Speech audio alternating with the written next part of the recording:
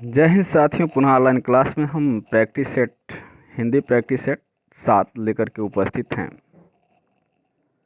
आज का पहला प्रश्न होगा, सरस्वती के 4 पर्याय दिए गए हैं, इनमें गलत कौन है। 4 दिया गया है, गलत कौन है। तो भारती, भाषारदा और वागीश्वरी क्या हैं, तो इसके पर्याय हैं सरस्वती के। भामा नहीं होता है, भामा किसका होता है, स्त्री के। और इसके पर्याय हैं ब्राह्मणी है, ईला है, भाषा है, वीणा है और महाश्वेता और सरस्वती के भाई सब पर्याय हैं। अगला प्रश्न है, हालावाद के प्रवर्तक का नाम है। तो आपको देखना है, नरेंद्र शर्मा है, रामेश्वर शुक्ल अंचल हैं, हरिवंश राय बच्चन हैं या जगदीश गुप्त हैं। तो ये हैं हालावाद के प्रवर्तक हरिवंश राय बच्चन, अर्थात डी विकल्प आपका सही होता है।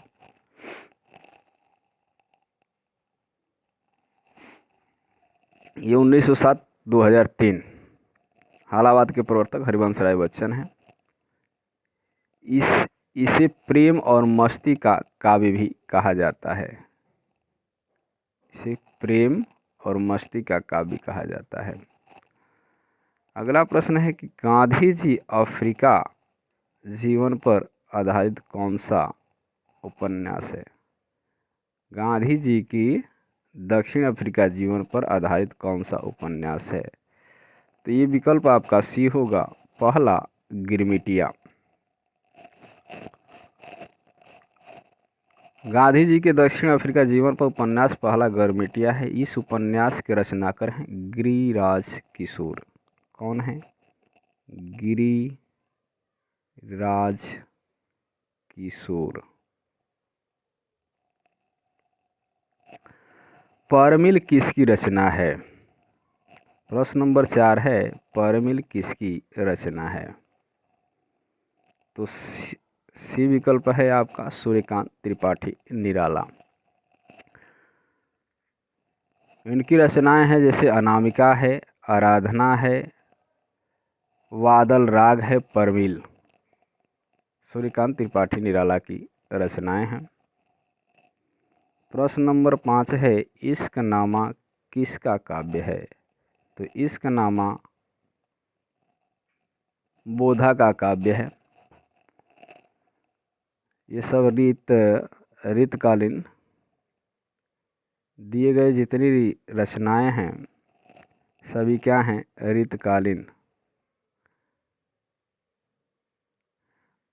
रीतकालीन है। घनानंद की रचना है इश्क लता है। क्या है? इश्क लता। केशोदास की रचना है रसिक प्रिया। क्या है? रसिक प्रिया है। और भूषण का है छत्रसाल। क्या है? छत्रसाल। प्रश्न नंबर 6 है, अद्भुत रस का अस्थाई भाव। तो अद्भुत रस का अस्थाई भाव होता है जुगुप्सा। क्या होता है? जुगुप्सा होता है। सारी विस्मय, अद्भुत विस्मय होता है, अद्भुत विस्मय होता है। तो जुगुप्सा किसका है? तो जुगुप्सा होता है विभत्स रस। क्या है? विभत्स रस का। हास्य का हास्य होता है और निर्वेद का शांत रस होता है।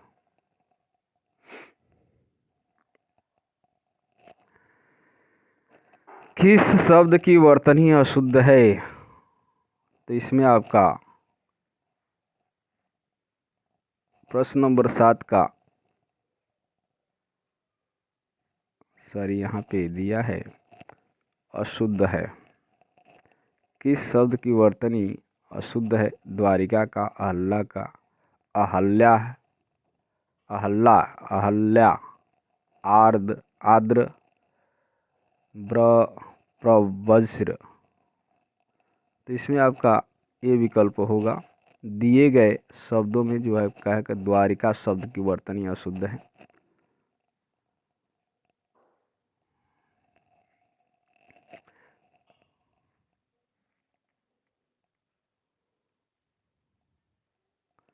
जो कि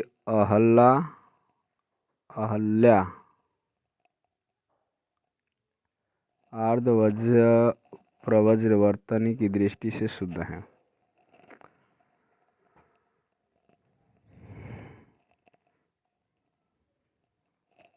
निम्नलिखित वाक्यों में कौन सा वाक्य अशुद्ध है?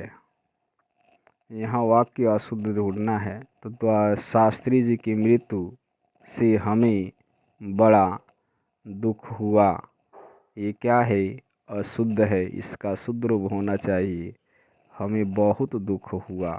बड़ा की जगह क्या होगा? बहुत दुख हुआ। बाकी सब वाक्यांश क्या हैं? शुद्ध हैं।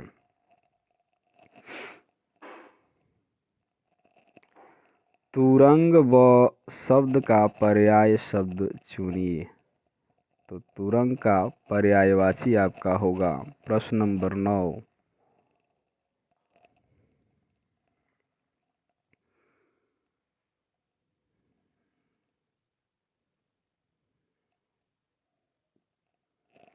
सी होगा वाजी। तुरंग को घोड़ा या वाजी भी कहते हैं। इसका पर्याय वाजी होगा। जबकि तुरंग के अन्य पर्यायवाची ऐसे हैं: अश्य है, घोटक है, घोड़ा है, रविसुत, संधाव, हय आदि हैं। प्रश्न नंबर 10 दिया है, निम्नलिखित शब्दों में से एक की वर्तनी अशुद्ध है। तो यहाँ पे शुद्ध दिया है, शुद्ध दिया है। तो यहाँ पे आपका शुद्ध है आकंठ। आकंठ क्या है? शुद्ध शब्द है। बाकी अन्य शब्दों का अधीन का अधीन होता है। अकस्मात का अकस्मात होता है। यहाँ दिया है आकांड तांडव का क्या होता है? तांडव अकांड तांडव होता है। अकांड नहीं, अकांड तांडव होगा। प्रश्न नंबर 11, प्रयत्न के आधार पर क, ख, ग, घ किस भेद के अंतर्गत आते हैं? संघर्षी व्यंजन, प्रकंपित व्यंजन, स्पर्श व्यंजन या पार्श्विक व्यंजन। तो प्रश्न नंबर 11 का आपका होगा सी विकल्प, स्पर्श व्यंजन। हिंदी वर्णमाला के आधार पर क, ख, ग को स्पर्श व्यंजन कहते हैं। स्पर्श व्यंजन क से प तक वर्गों को के रूप में होते हैं। इनकी संख्या 25 होती है। स क्या होते हैं? संघर्षी व्यंजन यानी उष्म व्यंजन भी कहते हैं। लुंठित व्यंजन जो के अंतर्गत आता है र क्या होता है? लुंठित के अंतर्गत आता है। और यहाँ पे दिया है आपका पार्श्विक व्यंजन के अंतर्गत ल आता है।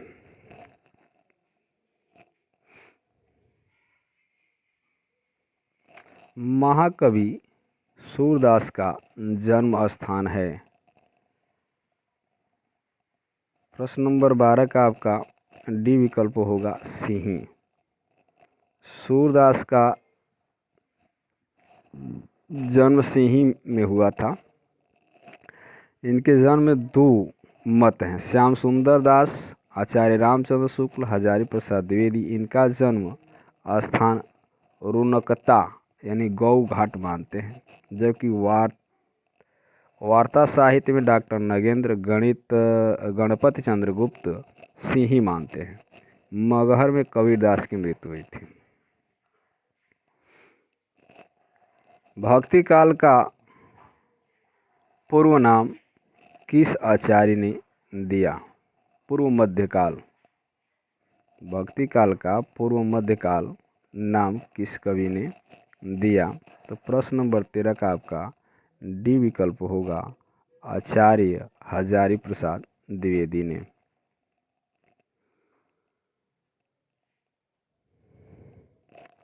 रीतकाल को इन्होंने क्या कहा था? उत्तर मध्यकाल। आचार्य रामचंद्र शुक्ल ने मध्यकाल को भक्ति काल और रीतकाल में विभाजित किया।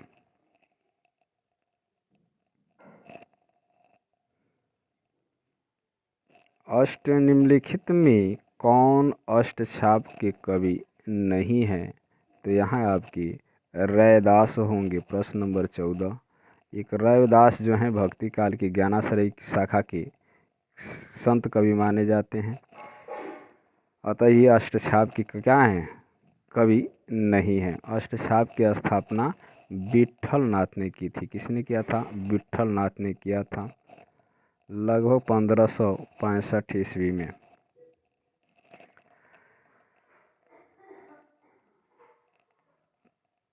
चार अपने तथा चार अपने पिता वल्लभाचार्य के शिष्यों को मिलाकर की थी। कृष्ण भक्ति समूह, ये जो भक्त कवि थे ये कृष्ण भक्त कवियों का समूह था अष्टछाप।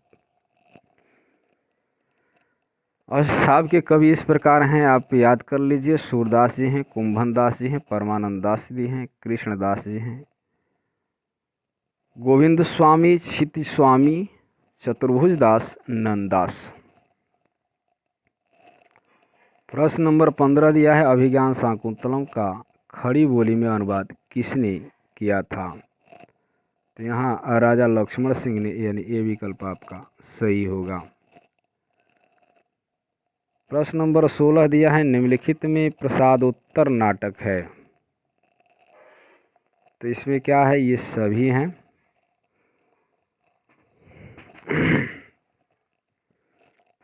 डी विकल्प आपका सही होगा, ये सभी हैं। तीसरा हाथी, विनवाती के दीप और सेतुबंधु।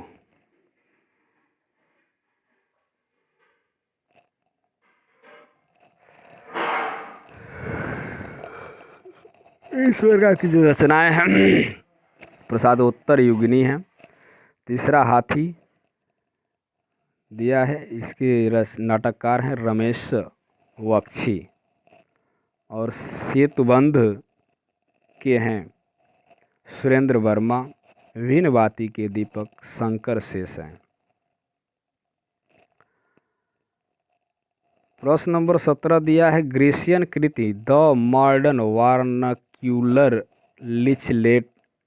लिटरेचर ऑफ नॉर्दर्न हिंदुस्तान का हिंदी अनुवाद किसने किया? तो डॉक्टर किशोरीलाल गुप्त ने इसका हिंदी अनुवाद किया। इस ग्रंथ को सही अर्थों में हिंदी साहित्य का प्रथम इतिहास माना जाता है। रामचरितमानस में कितने कांड या सोपान हैं? तो सी विकल्प आपका सही होगा, 7 होते हैं। बालकांड, अयोध्या कांड, अरण्य कांड, किष्किंधा कांड, सुंदर कांड, लंका कांड, उत्तरकांड।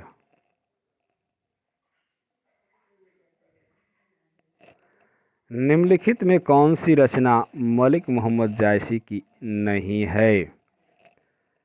तो प्रश्न नंबर 19 का आपका डी विकल्प होगा, मधुमालती उनकी रचना नहीं है। मधुमालती किसकी है? मंझन की है। किसकी है? मंझन की है। शेष रचनाएं आखिरी कलाम, अखरावट, रेखा, चित्ररेखा मलिक मोहम्मद जायसी की रचनाएं हैं। वर्ष 1975 के बाद कविता को इसमें से क्या नाम दिया गया? नई कविता, समकालीन कविता, अकविता या नवीन कविता? प्रश्न नंबर 20 का होगा, समकालीन कविता कहा गया। इस कविता आंदोलन के प्रवर्तक विश्वनाथ उपाध्याय थे। कौन थे? विश्वनाथ उपाध्याय। नई कविता नाम अज्ञे के द्वारा दिया गया। अज्ञे के द्वारा नई कविता। प्रश्न नंबर 21 है, मैं रथ का टूटा हुआ पहिया हूँ लेकिन मुझे फेंको मत, ये किस कवि की पंक्ति है? तो प्रश्न नंबर 21 धर्मवीर भारती।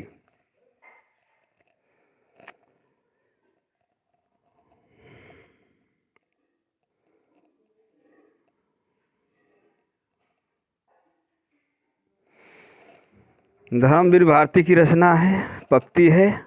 अन्य इनकी रचनाएं हैं ठंडा लोहा, अंधा युग, कनुप्रिया, सात गीत, वर्ष और देशांतर आदि।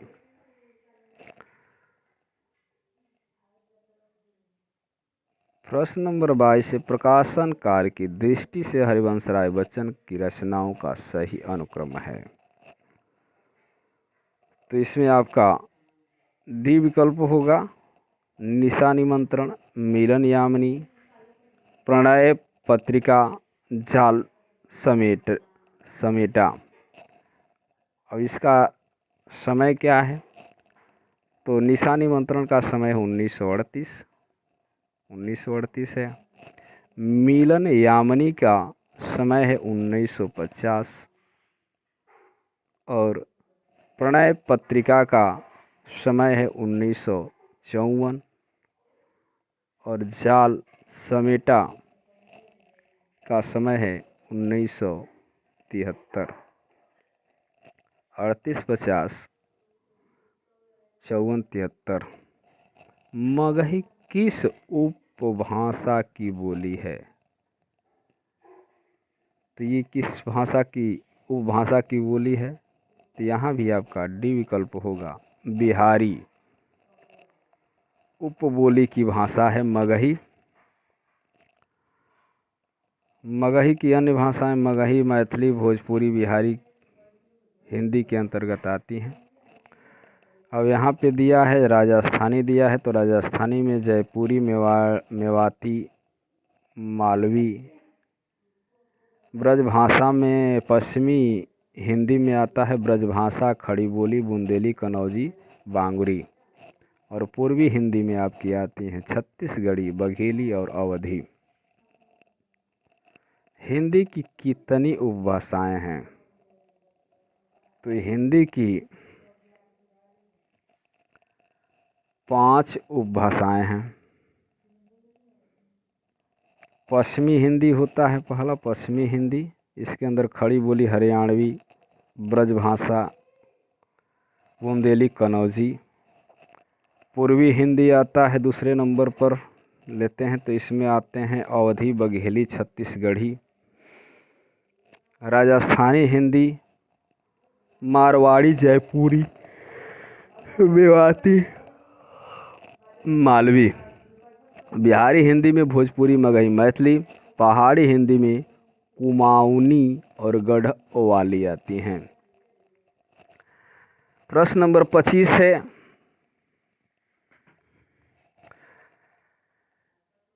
गिरजे का घंटा किस की पहली कविता मानी जाती है?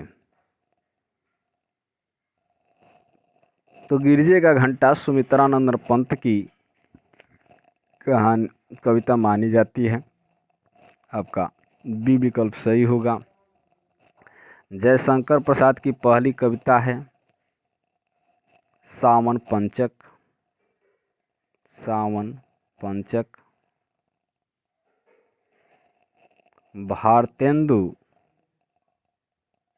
पत्रिका में कलाधार उपनाम से प्रकाशित है। सूर्यकांत त्रिपाठी निराला की रचना है आपका पहला जूही। क्या है? जूही।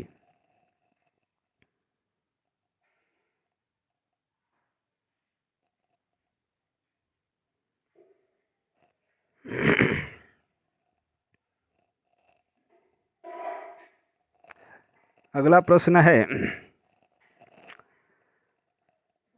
हरी बिंदी किस साहित्यकार की रचना है? तो ये आपका सी विकल्प होगा, मृदुला गर्ग। इनकी अन्य कहानी संग्रह इस प्रकार हैं, कितने कैदी, डेफोडिल जल रहे हैं, ग्लेशियर सी और समागम आदि। प्रश्न नंबर 27 है, हिंदी का स्पर्श, महाप्राण और ओष्ठ व्यंजन ध्वनि है। तो यहाँ आपका ए विकल्प होगा, भ। क्या होता है? ओष्ठ होता है। अब महाप्राण अल्प प्राण क्या होते हैं, तो अल्प प्राण में आपको याद रखना है 1, 3 और 5 ये वर्ण जो होते हैं अल्प प्राण में आते हैं, यानी 1 नंबर पहला, तीसरा और पांचवा और दूसरा और चौथा महाप्राण में आते हैं। तो आपका अल्प प्राण है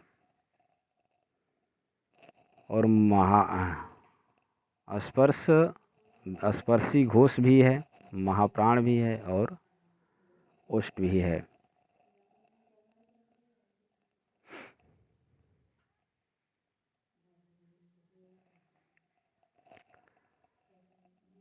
तुलसीदास चंदन घिसे के लेखक हैं। तो तुलसीदास चंदन घिसे के लेखक आपकी हरिशंकर परसाई हैं। एक व्यंग्यकार रचना है। कैदी की पत्नी कृत के लेखक हैं, तो ये हैं राम वृक्ष बेनपुरी। इनकी अन्य रचनाएं हैं माटी की मूर्तें, पैरों में पंख बांधकर विद्यापति, जय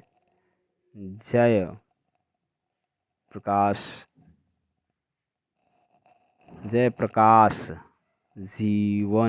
जीवनी, पतितों के देश में, चिता के फूल, गेहूं और गुलाब, जंजीर की दीवारें। अगला प्रश्न है साहित्य जन समूह के हृदय का विकास है, यह परिभाषा किसकी है? तो प्रश्न नंबर 30 का वी विकल्प होगा बालकृष्ण भट्ट ने। साहित्य जन समूह के हृदय का विकास है, ये बालकृष्ण भट्ट का है। बालकृष्ण भट्ट के प्रमुख निबंध इस प्रकार हैं। चंद्रोदय, शब्द की आकर्षण शक्ति, कल्पना, बाल विवाह, एक अनोखा स्वप्न, प्रतिभा, रुचि, आकाश आदि।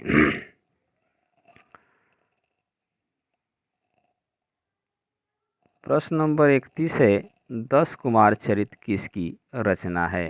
तो 10 कुमार रचना दांडी की है।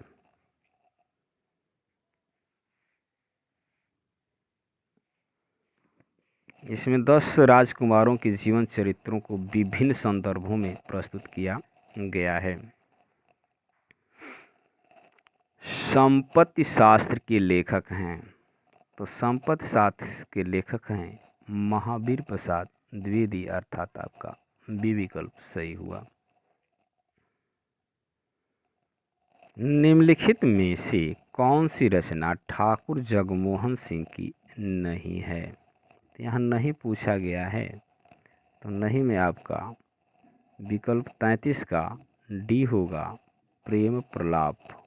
बाकी सब उनकी रचनाएं हैं। प्रेम संपत्ति लता, श्यामलता, श्याम सरोजनी।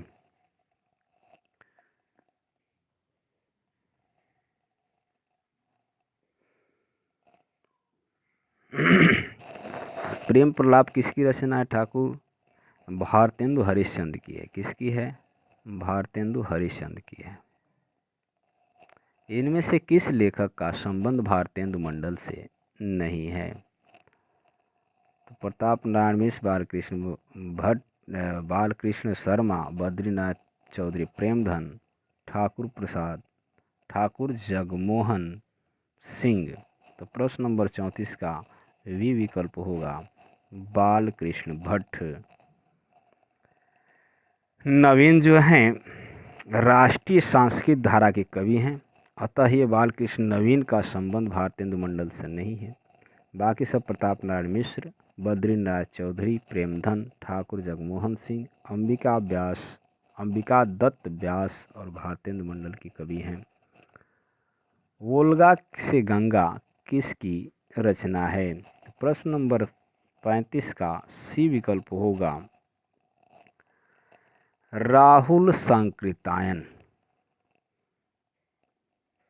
वोल्गा से गंगा की रचनाकार राहुल संकृतायन है। राहुल संकृतायन की अन्य कृतियाँ सतमी के बच्चे, कैनाल की कथा आदि हैं। उनकी महत्वपूर्ण कृतियां जीने के लिए सिंह सेनापति और जय यौधेय दिवोदास आदि हैं।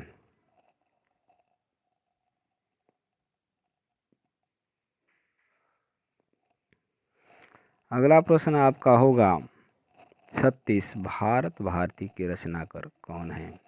तो भारत भारतीय के रचनाकार हैं मैथिली शरण गुप्त। इस रचना पर ही इनको राष्ट्रकवि की उपाधि दी गई।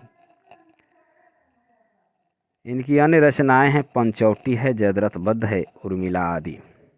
प्रश्न नंबर 36,